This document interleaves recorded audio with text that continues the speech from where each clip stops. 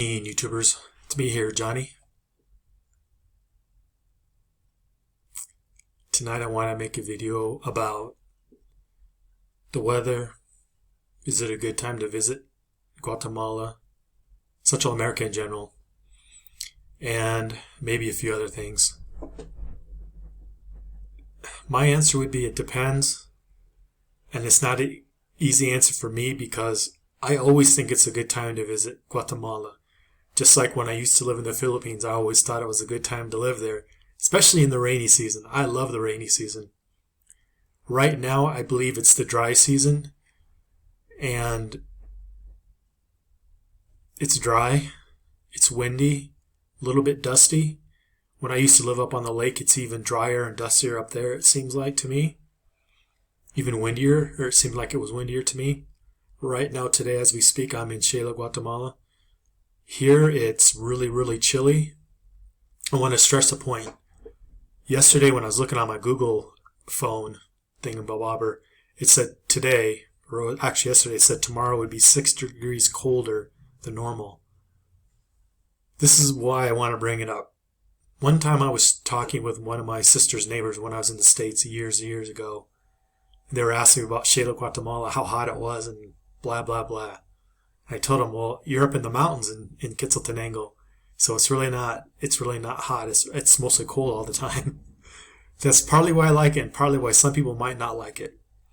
So if you like living in the mountains, it's going to be a little colder. Like, to contrast it, if you were to be in Coban, not Copan, but Coban, C-O-B-O-N, Coban, Guatemala, it's going to be more like Antigua, or it seemed like it's warmer to me like Antigua. And Antigua is a little bit hotter, then it cools off at night. Same thing with Coban. It's one of my favorite places in Guatemala because it's hot at night, or it's hot during the day in the afternoon when you're out and about walking, and then in the evening it cools off. Here it's cool most of the day, but if you're walking in the sun, it will feel hot. But if you're in the shade for more than, I don't know, a couple, 2 or 3 minutes, you're going to feel a little bit chilly. That's why I always got on the jacket. Anyways, as far as what you need to enter Guatemala right now, my understanding is all you need is a COVID test. And I think anyone can come in, but I might be wrong. Most nations can just come in with a COVID test. Here's the thing, whatever the requirements are to get on the plane, that's what you're going to need. Now, going overland, you still need that COVID test, but if you go overland, like I've said on some forums, it's kind of suggesting you don't really, well, you're supposed to have it, but you don't really need it. I would rather not go into that. I'm just saying a lot of people pass by the border and they don't even hand in any COVID test. Incidentally, they don't go through immigration and get their passport stamped either. I just wanted to stress that because sometimes people will say, well, I just crossed the border and I didn't need a COVID test. And that's usually a foreigner. Hopefully they went through immigration and did the right thing and got their passport stamped. No, me, I don't really care. But oftentimes I say you can cross the border without a passport and people think I'm full of shit. But I just saw on Facebook a foreigner came across, said they didn't even need a COVID test. Now, I did it just in case they asked for it. I filled it all out, but I'm a resident here, so I wanted my paperwork stamped, so I'm back in the country. But that's why I did that. Anyhow, getting back to, is it a good time to enter? If you come now, it's not the rainy season. Once you get into May, June, it's the rainy season. And I like the rainy season. Other people don't. So if you want to go out and do a lot of stuff without an umbrella, maybe skip the summer. But the other thing is, oftentimes during the summer it doesn't even rain that much. It just depends on the year. I've been here some years it rained a lot, like in the Philippines. Other years it didn't seem like it rained hardly at all. It seemed like there was very little rain. It was very dry. So that's why I don't try to evade questions like this. It's just, it depends what you're doing. If you're coming here to explore your options on retiring here or living here, personally, I think you should come any time of year just so you see how cold it is in the mountains. Or you can go to the coast, like you go to Livingston, kind of go to the Caribbean side of the country. There's not much, I'm not saying there is, but where the Livingston is, You can go there and see some of the beaches there and some of the river where the river comes, well, where the river goes out to the ocean. It's really hot and humid there. Um, I don't go out there, but my understanding is a lot like Belize and the eastern part of Mexico. So part of the year is really humid, lots of bugs. I haven't talked to one of our friends. He went out there. He didn't like it at all. And there's more to the story, but I won't say it here. But he didn't care for it. Now, I want to go out there, and I probably will. Anyhow, so like if you go where the boaters are on the Caribbean side, where boats come in to dock their boat, well, not to dock, but to park the boats for the hurricane season, that can be hot and humid most of the year. Right now, I gather it's not that hot and humid, but it's going to start warming up. Where I'm at, it's always what they call springtime weather all the time. If you go to Antigua or Coban, it's hotter and then cooler at night. So it's hotter than, say, Shela or Quetzaltenango, Guatemala. So it depends what kind of weather you like. The thing is, if you come down and travel to all these different places, you'll kind of get an idea. Then there's Huehuetenango. A lot of people don't really go to Huehue. I personally think it's a fantastic area, and it can be a place to buy, well, rent or buy cheap land. Coban, Quetzaltenango, they're all places where you can get land if you're into agricultural type lifestyle choices. Sometimes, I don't know, right now you might be able to get a good deal out there. I'm not a big, well, I think you shouldn't buy land until you decide you really want to live in a place, but that's just me. But anyways,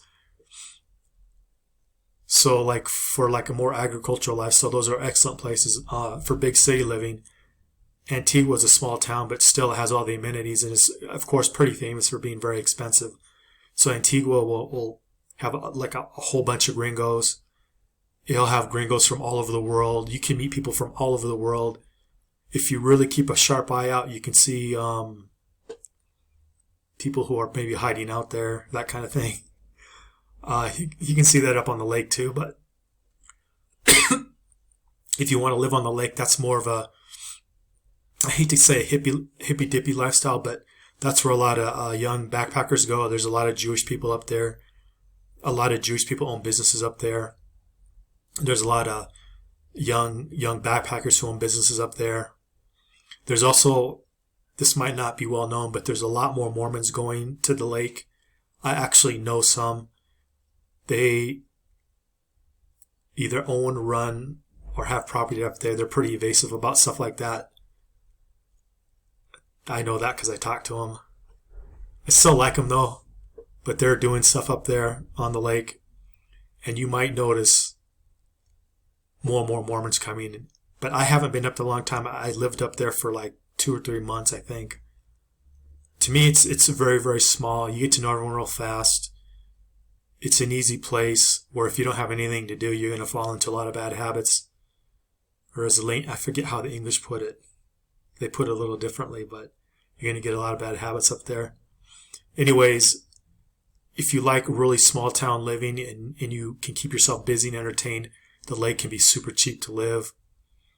I guess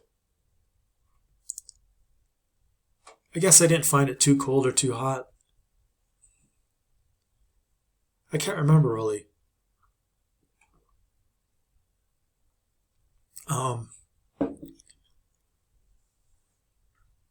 But when you're on the lake, you have to keep in mind there's Panajachel, San Marcos, and there's another place I forget that's on the opposite side of, not San Marcos, but, so it's on the opposite side of that big city there that you go into. Oh, man. Anyways, those are the 2 big kind of main areas you can live.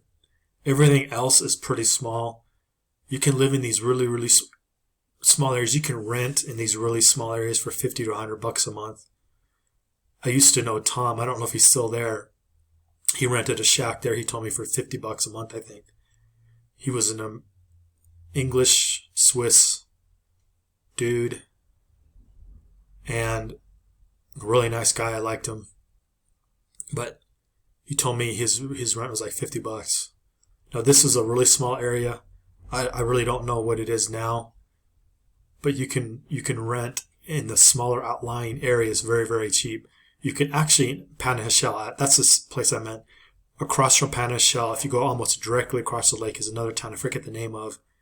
But that's a pretty big area too. But in Panajachel, in this other area, there's a lot more options for hotels and places to rent. But because there's so many gringos coming in, prices might seem high. But if you stick around, get to know people, you can rent places for a couple $100 or less or more. In fact, there was a really nice apartment building where everything is included, like it's fully furnished, 2 bedrooms. I think they were all 2 bedrooms. They're like $500 or $600. But this was more of a, I don't want to say luxurious type place, but it was more luxury, and they had a good view of the lake, and it was fairly nice.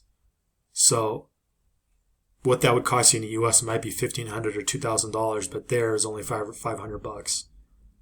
But if I remember right, they were all 2 bedrooms. There weren't anything smaller than that. But you can get everything up there from really small shacks. I got something for $200 that was actually pretty nice, actually brand new too. But anyways, I rented from the Mormons up there. That's how I got to know them. Anyways, if I recall, I paid $200 or $250, something like that. Anyways, Panajachel is fairly big, and that's where most people live. That's probably where you're going to get the fastest internet. I didn't really live in Antigua, so I can't comment too much there. But it's very expensive. It's mostly like U.S. prices. In fact, if I compared Antigua to San Cristobal de las Casas in Mexico, Antigua is way more expensive. And they don't have a lot of options for cheap, lower cost living. Like, say, San Cristobal, you can get a hostel like for $5 or less to like $10. You can get rents for $150 to $200 in San Cristobal. Really nice houses, 2 or 3 bedroom homes. Now, I'm not saying right in the city of San Cristobal, but on the edges of town. And for $300, $400, $500, you can get really nice places in San Cristobal. Whereas in Antigua, for $300 to $500, you might be renting a really small studio or a really small 1 bedroom. Now, you can go to the outer areas of Antigua, and it's much cheaper. But some of the options that are cheap aren't the nicest options, but you can get private room and a private bathroom and all that for $250, $300.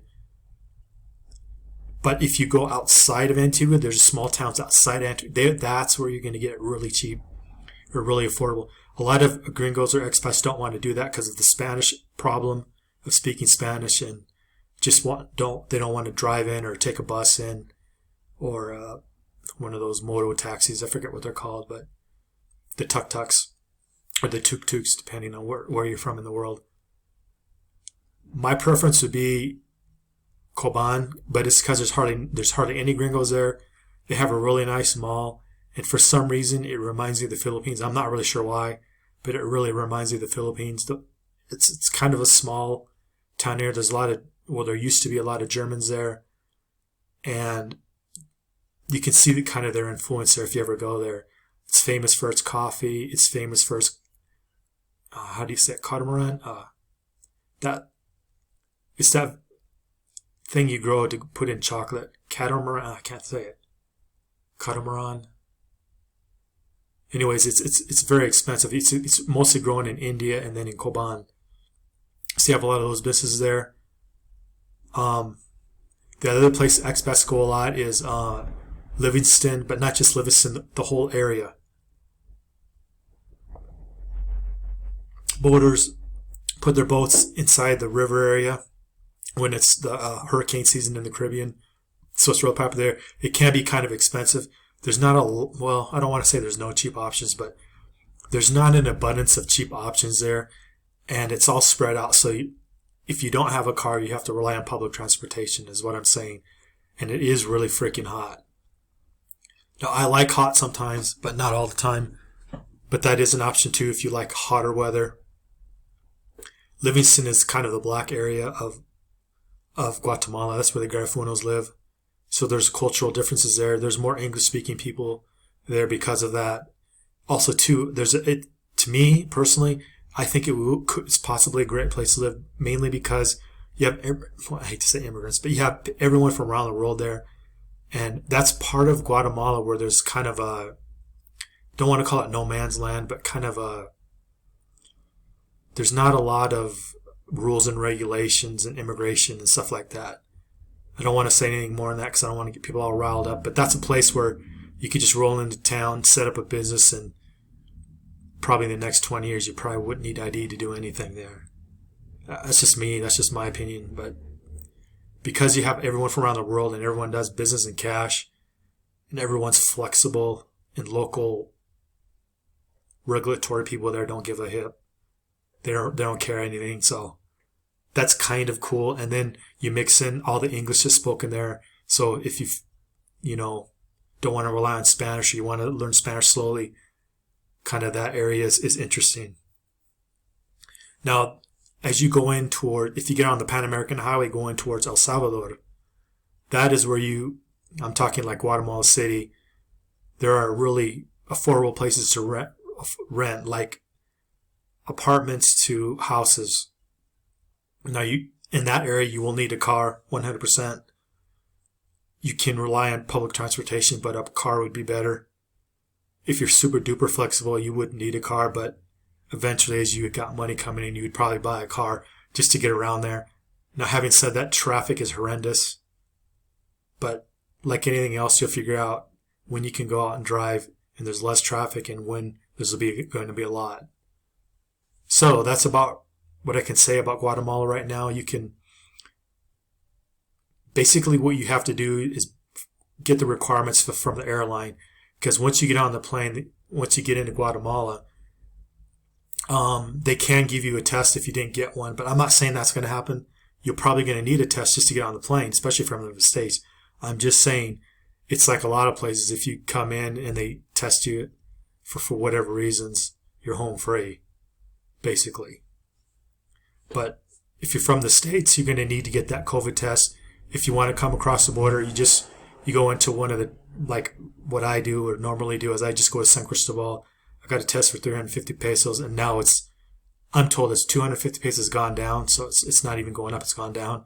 So it's like, I paid, I think, about $15 or $20, which to me is cheap because in the States they're hundreds of dollars. In Guatemala, they're hundreds of dollars. They're free if you get the government test, but you have to wait in line. But to get a test at a private clinic will cost you more than $100, I think. I think you might get one for $75. But in Mexico, they're like $15 to $20. So if you're traveling overland, you just go to like San Cristobal or the closest city. That's how I go. You can go through that other border, which it escapes me now.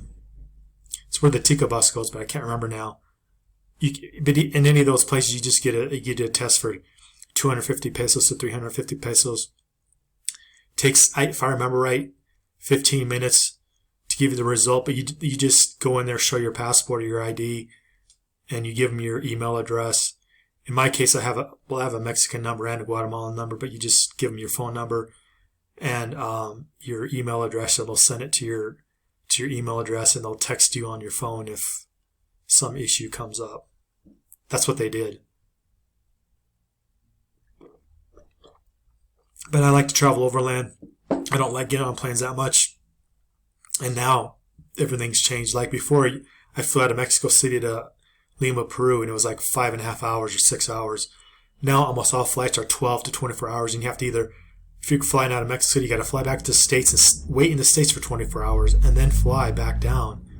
Or you fly from Guatemala City to like Panama and then wait in Panama for 12 hours and then fly to Peru. So that's why I'm not big on flying right now.